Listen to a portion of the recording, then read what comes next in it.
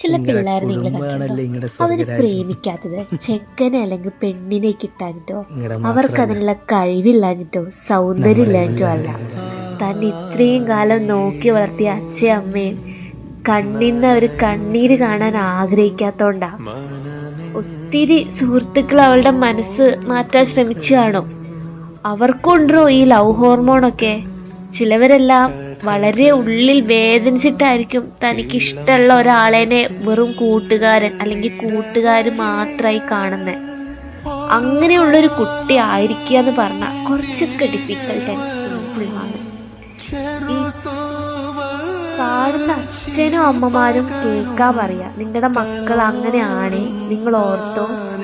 അവരവരുടെ ഇഷ്ടങ്ങൾ ഇല്ലാതാക്കിക്കൊണ്ട് നിങ്ങളുടെ ആഗ്രഹം നടത്തി തരിക.